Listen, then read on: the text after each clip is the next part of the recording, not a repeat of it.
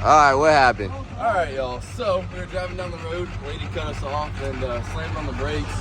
And if you look down here, this is our hitch that we normally run, and it holds the trailer in place.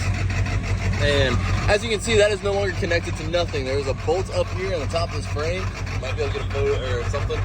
And it just sheared that bolt clean off when we were trying to stop and break the whole thing. So now, we were getting ourselves a floor jack, a hammer, and so hopefully some hardware. We might have to take out the 67 to make it work, but we're gonna see if we can put that hitch back on there. So we'll get back and see what happens. This right here is so we got ourselves a floor jack, pressing up on the corner. We started moving it up. We got ourselves the stud out of there.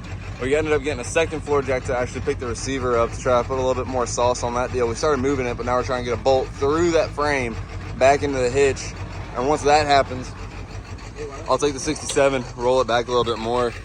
But for now, I'm just trying to make this. Drive it through there with a hammer. I'll drive it through there with a hammer. You want to come up it?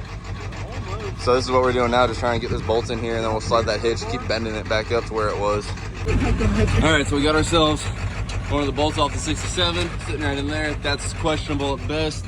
Took ourselves a floor jack, picked that end up, and this side of that ear all the way down there is bent, and that side is still absolutely bent. So our solution to that problem is going to be to move the 67 back on the trailer, try to get some of the weight off of this tongue, but 4 bolts in that deal should be sufficient to hold it for now. Got to give ourselves a shout out to Devin and them. I think the boys over at BTW Racing. They went through, got me squared away for the most part, and like I said, we moved the truck as far back on the trailer as we can get it, and you know, like I said, for now, that's just gonna have to be what's gonna hold it. This side isn't that bad, but this side over here, where it comes back, you can see that whole front tab is just absolutely mangled.